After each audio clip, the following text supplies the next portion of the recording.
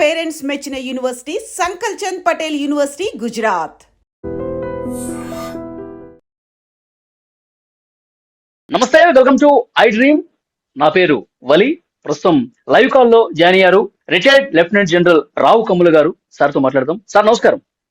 నమస్కారం. రావు గారు, ప్రస్తుతం యుద్ధం తీవ్రమైనటువంటి ఉద్రిక్తత పరిస్థితుల్ని తెలియజేస్తోంది. గత కొన్ని రోజులుగా మనం చూస్తున్నాం ఎలాంటి పరిస్థితులు ఉన్నాయో. లేటెస్ట్ గా ఈ యుద్ధంలోకి రష్యా ఎంటర్ అయిందా అనిపిస్తుంది సార్. ఎందుకంటే పుతిన్ చాలా క్లియర్ గా స్టేట్మెంట్ ఇచ్చారు. ఇరాన్ కి మా సంపూర్ణ మద్దతు ఉంటుందని కూడా ఆయన తెలియజేసిన పరిస్థితుంది. మరోవైపు ట్రంప్ ఏమో ఇక్కడ నూతన సుప్రీం ఎన్నికైన తర్వాత అక్కడ ఎవరొచ్చినా సరే మా ఆమోదం లేకుండా వాళ్ళని చంపేస్తాం, వాళ్ళు ఎక్కువ రోజులు బతకరు అని ఒక స్టేట్మెంట్ పాస్ చేసిన పరిస్థితుంది. ఇటు పుతిన్ ఎంటర్ అయిన పరిస్థితుంది. ఏంటి సార్, ఈ యుద్ధం ఇప్పట్లో ఆగే పరిస్థితి లేదా? ఎన్ని రోజులు పోతుంది? ఏం చెప్తారు సార్? అనుకోవటం ఇమీడియట్ గా ఆగే సీజన్లు అయితే క్లియర్ గా కనిపిస్తుంది. అది ఒకటి, రైట్. రెండోది పుతిన్ ఇన్వాల్వ్మెంట్. ఫస్ట్ మాట్లాడదాం, దాని తర్వాత ట్రంప్ దగ్గరికి వద్దాం. పుతిన్ ఇన్వాల్వ్మెంట్ ఆల్రెడీ ఇప్పటి వరకు ఏమన్నాడు, నేను ఇంటెలిజెన్స్ ఇన్పుట్స్ ఇస్తున్నాడు. శాటిలైట్ ఇమేజరీ ఆల్రెడీ రష్యా ఇస్తుంది, రైట్. దానికి తోడు మోరల్ సపోర్ట్, ఇంతవరకు ప్రస్తుతం అయితే మోరల్ సపోర్ట్. ఇంకోటి జరుగుతుందేమో తెలియదు కానీ ఊహాగానంలో ఉన్న ఇదేంటంటే అనాలిసిస్ ప్రకారం కొంతవరకు జరుగుతుంది ఏంటి, రష్యా ఇండైరెక్ట్ గా ఇంకా ఏమైనా ఎమ్యునిషన్ సపోర్ట్ ఇస్తుందా, రైట్. ఎందుకంటే మనం గుర్తుపెట్టుకోవాల్సింది, రష్యా యుక్రెయిన్ మొదలైనప్పుడు రష్యాకి ఎప్పుడైతే డ్రోన్స్ అవసరం ఉందో ఇరాన్ అప్పుడు రష్యాకి హెల్ప్ చేసింది. కనుక నేను అనుకోవటం ఏంటంటే రష్యా ఏదో ఒక విధంగా ఎమ్యునిషన్ ఏమైనా అవసరం ఉంటే ఖచ్చితంగా వీళ్ళకి ఎలాగోలాగా అందజేస్తానికి ప్రయత్నిస్తారు. అది సీయా, ఎయిరా, లేకపోతే బై ల్యాండా, ఇవన్నీ మనం వేచి చూడాలి, right. So that is as for as Putin అయితే పుతిన్ సంగతి ఆలోచిస్తుంది, రైట్. కానీ పుతిన్ క్లియర్ గా చెప్తున్నా ఏంటంటే, అందరికీ తెలిసిన విషయం ఏంటి, క్లియర్ కట్ గా ఇరాన్ తో నేను ఉంటాను, పూర్తి సమ్మతికి ఇరాన్ ఇస్తాను, రైట్ అని డిక్లేర్ చేసి చెప్తున్నాడు. కానీ ప్రస్తుతం ఏంటంటే పుతిన్ తనే ఆల్రెడీ యుక్రెయిన్ తో దెబ్బలాడుతున్న సమయంలో తను కాల్బలం ఎవరు ఇచ్చారు రష్యాకి? నార్త్ కొరియా ఇచ్చారు, రైట్. యాక్చువల్లీ ఇరాన్ కూడా కాల్బలం రష్యా యుక్రెయిన్ దెబ్బలాడుతున్నప్పుడు ఇరాన్ డ్రోన్స్ ఇచ్చింది, కానీ ఓన్లీ నార్త్ కొరియా ఒక 10,000 మంది సైనికుల్ని పంపించింది రష్యాకి, రైట్. అంతేగాని రష్యా తిరిగి ఏ దేశానికి కాల్బలం ఫస్ట్ పంపించే స్థితిలో లేదు. వాళ్ళకే ప్రాబ్లమ్స్ ఉన్నాయి ప్రస్తుతానికి. కాల్బలం ఎక్కడికైనా అవ్వదు. సాయం చేయగలిగింది ఏంటంటే ఆల్ రైట్, కొంత ఎమ్యునిషన్ ఏమైనా హెల్ప్ చేయగలరా, ఎయిర్ ఏమైనా హెల్ప్ చేయగలరా, రైట్. కానీ ఏంటంటే పుతిన్ ఆలోచిస్తాను ఇంకా ఆ లెవెల్ కి రాలేదు క్లియర్ కట్ గా, డైరెక్ట్ గా ఇన్వాల్వ్ అయ్యే ఒక ధైర్యం నేను అనుకోవటం ఇంకా వెంటనే నిర్ణయం తీసుకోలేదు, ఇంకా టైం పడుతుంది. ఓకే. ట్రంప్ సంగతికి వద్దాం. ట్రంప్ మొదటి నుంచి క్లియర్ గా చేస్తున్నాడు ఏంటంటే, బేసికలీ ఒక హిట్లర్ టైప్ లో మాట్లాడతాడు, రైట్. నేనే ప్రపంచాన్ని ఏలుతున్నాను అన్నట్టుగా, రైట్. సో అతను అంటాం ఏంటంటే, నాకు నచ్చిన వాడిని మీరు హెడ్ ఆఫ్ ద స్టేట్ చేస్తే గానీ నేను ఊరుకోను అంటున్నాడు. So I think that is impractical, right. Yes, కానీ ఏంటంటే తెక్కోడు, నమ్మలేం. ఎప్పుడు ఏ విధంగా చేస్తాడో, ఇవాళ పొద్దున ఒకటి మాట్లాడతాడు, ఒక గంట తర్వాత దానికి ఎగ్జాక్ట్లీ టోటలీ ఆపోజిట్ చేస్తాడు, రైట్. Very unpredictable. జనరలీ మామూలుగా మన లీడర్స్ చూస్తాం ఏంటంటే, ఒక మాట చెప్తే ఆ మాట ప్రకారం పాటిస్తాడా లేదా అన్నట్టు కూడా చూస్తాం. కానీ ట్రంప్ మీద నమ్మకం లేదు. Impossible, right. సో కాకపోతే తన అంటే ఏంటంటే, నాకు నచ్చిన ఉంటేనే నేను ఒప్పుకుంటాను. అక్కనేని వచ్చినప్పుడు ఇప్పుడు కొడుకు ఇంకా యాక్చువల్లీ హార్డ్ లైనర్, తండ్రి కన్నా ఇంకా స్ట్రిక్ట్ పర్సన్. ఎందుకంటే అతను ఐఆర్జీసీలో కూడా చేశాడు, రెవల్యూషనరీ గార్డ్ కింద కొన్నాళ్ళు పనిచేసిన తర్వాత క్లరిక్ లోకి వచ్చాడు, రైట్.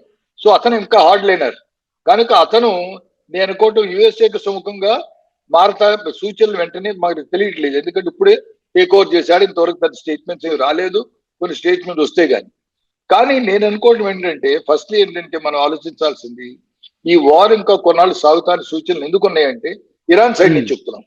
ఇరాన్ సైడ్ నుంచి ఎందుకు చెప్తున్నాను, ఒకటేమో అయతొల్లా ఖొమైనీ చంపేసిన ఇది ఇంకా దేశంలో ఆ ఒక తలవంపు కానివ్వండి, మీరు భావోద్వేగాలు ఇంకా కంటిన్యూ అవుతున్నాయి, భావోద్వేగం ఉంది కాబట్టి కొన్నాళ్ళు సాగుతుంది, రైట్. ఒకటి.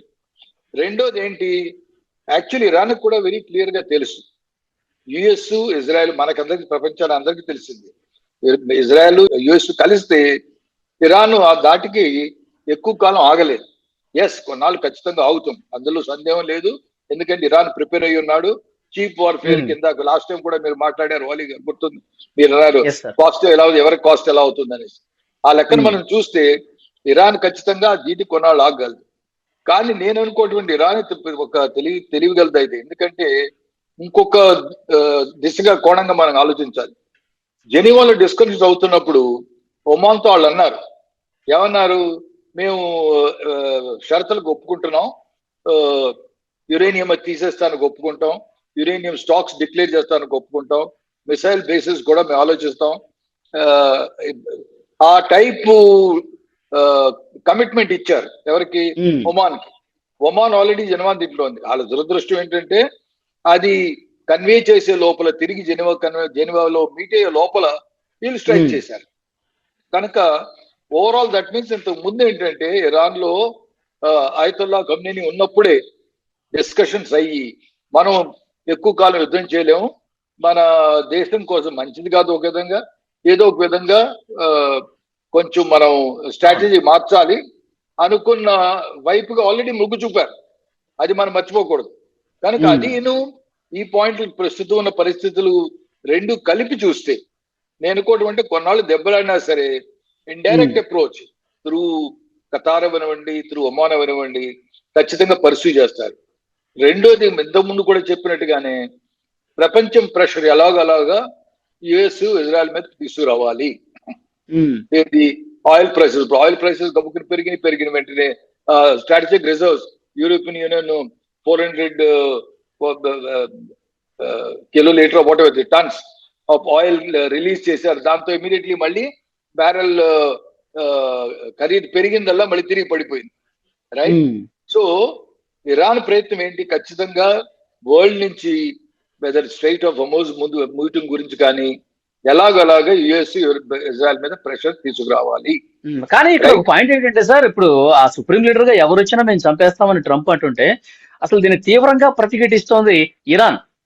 ఈ నేపథ్యంలో ఒకవేళ అమెరికా దాడి చేస్తే, ఇప్పుడు కొడుకు మీద కూడా దాడి చేసే పరిస్థితికి వస్తే ఏంటి సిచ్యువేషన్? లేదు, దాడి చేయొచ్చు, కానీ అంత దాడి చేస్తే ఒకసారి దెబ్బతిన్నోడు ఈసారి తన లొకేషన్స్ ఖచ్చితంగా మార్చుకుంటాడు. ఇరాన్ ఇంటెలిజెన్స్ ఖచ్చితంగా ఏంటంటే, ఇప్పుడు ఇరాన్ ఎంత ఓపెన్ కంట్రీ అయినా సరే ఈయన మూవ్మెంట్స్ తిరిగి ఫాలో అవుతున్నారా అన్నది సందేహమే. ఎందుకంటే ఆల్రెడీ ఒకసారి దెబ్బతిన్నారు. అంతకన్నా సుప్రీం లీడర్ ఆయతుల్లా ఖమ్నేనీని దెబ్బతీయగలిగిన వాళ్ళు కనుక ఖమ్నేనీని ఆయన యొక్క మూవ్మెంట్స్ ఎవరికి తెలవనివ్వరు. ఖచ్చితంగా ఆయన ఎక్కడో అక్కడ అండర్ గ్రౌండ్ సెల్లార్స్ లో ఎక్కడో ఉంచి అక్కడి నుంచి కమిట్మెంట్స్ ఉంచుతారు, కమ్యూనికేషన్స్ ఉంచుతారు. మూడోది ఏంటంటే IRGC already clear cut orders ఇచ్చింది.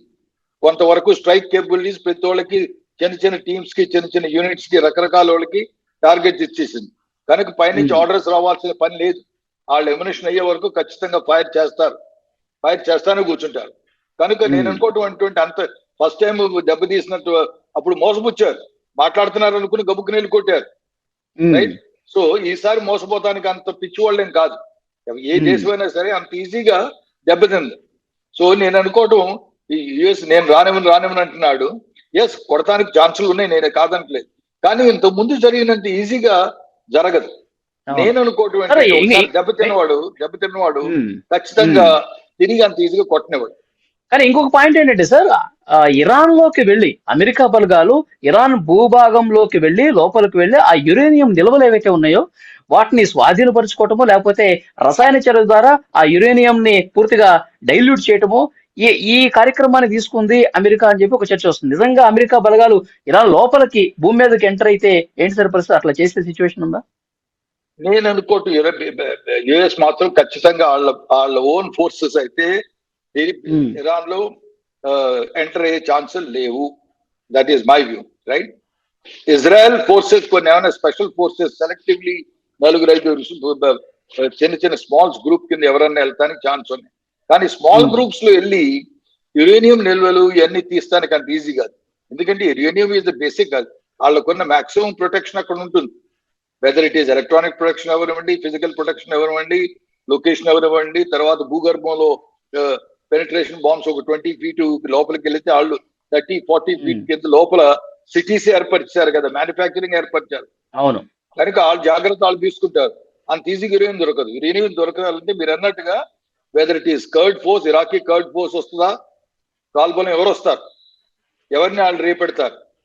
ఒకవేళ ఇరాన్ కర్డ్ ఫోర్స్ అంత లోపలికి వచ్చి తిరిగి యాక్చువల్ యురేనియం స్టాక్స్ ఉన్న ప్లేసుల్లో అక్కడికి వచ్చి కొట్టి యురేనియం తీసుకోగలదా, తీసుకుని ఎలా తీసుకెళ్ళాలి, ట్రాన్స్పోర్టేషన్, ఇవన్నీ అంత ఈజీగా జరిగే కాదు. సో బేసికలీ నేను అనుకోవటం అంటే దేశాన్ని లొంగపరుచుకుని అప్పుడు యురేనియం నిల్వల్ని లోపరుచుకోవటం ఈజీ జాబ్. ఓకే, లోపరుచుకోవడం కూడా అంత ఈజీ కాదు, ఇది కూడా కొంత సమయం పట్టే అవకాశం ఉంది. కరెక్ట్. యా, చూద్దాం సార్ నెక్స్ట్ పరిణామాలు. ఎస్ ప్లీజ్ చెప్పండి. సో బేసికలీ నేను అనుకోవటం ఫైనల్లీ మనం చూడాల్సింది ఇంకొక ఫ్యూ డేస్ ఈ ఫైరింగ్ జరుగుతాయి.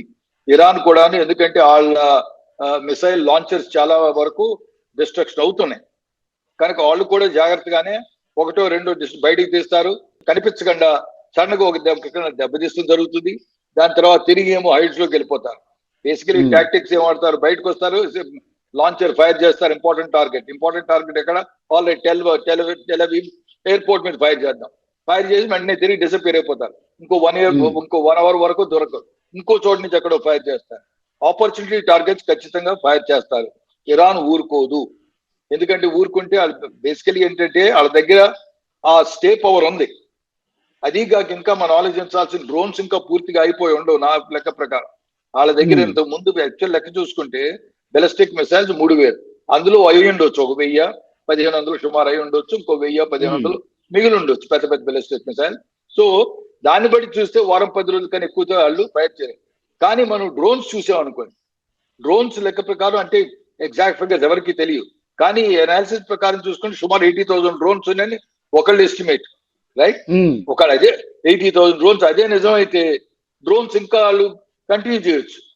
సో మన only thing is will have to wait and see. Maybe next 2-3 days లో నేను అనుకోవటం ఏంటంటే ఐ స్టిల్ ఫర్మ్లీ బిలీవ్ దెబ్బ తీస్తానే, ఇద్దరు దెబ్బలు తీస్తారు ఒకళ్ళ మీద ఒకళ్ళు, దెబ్బలు తీసుకుంటానే నేను అనుకోవటం ఏంటంటే ఇద్దరు ఏదో విధంగా డైరెక్ట్ గా నేను సంధికి రావాలని చెప్పలేడు, ఎందుకంటే అది తలవంపు అవుతుంది. అటు యుఎస్ అనలేదు, ఇటు ఇజ్రాయెల్ అనలేదు.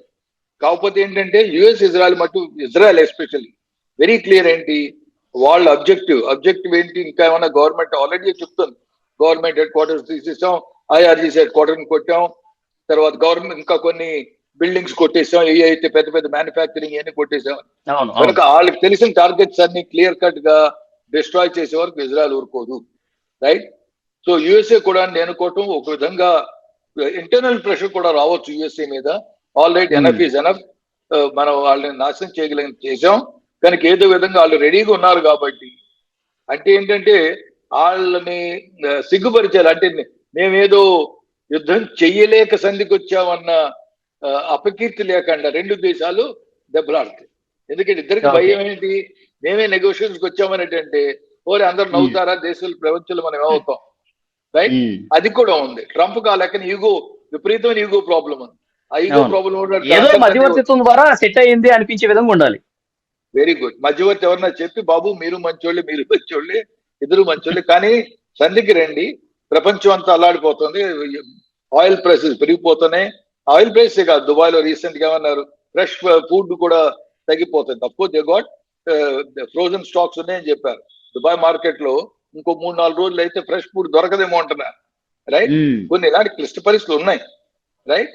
కనుక ప్రెషర్స్ ఇంకా వస్తూ మొదలు పెడితే ఈ యుఎస్ ఇజ్రాయలే కాదు, ప్రపంచం అంతా, ఎస్పెషల్లీ ఈ మిడ్ వెస్ట్ కంట్రీస్ అన్ని, మీరు సౌదీ అరేబియా అవనండి, ఖతార్ అవనివ్వండి, ఒమాన్ అవనివ్వండి, టర్కీ అవనివ్వండి, కువైట్ అవనివ్వండి, ఇవన్నీ కొంతవరకు ప్రెషర్ పెడతాయి.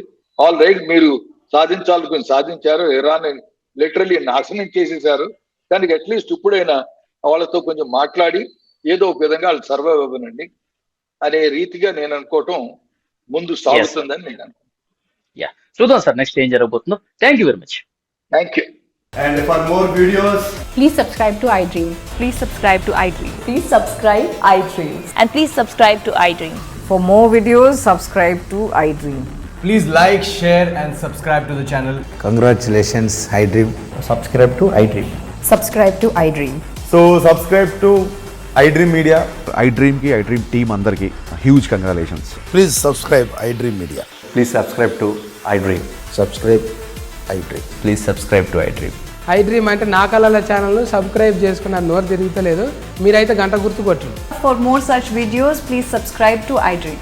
Subscribe to iDream. Please subscribe to iDream. Please subscribe iDream Media. Please do subscribe to iDream. Please subscribe to iDream Media. For best entertainment and information, please subscribe iDream. And don't forget to subscribe to iDream.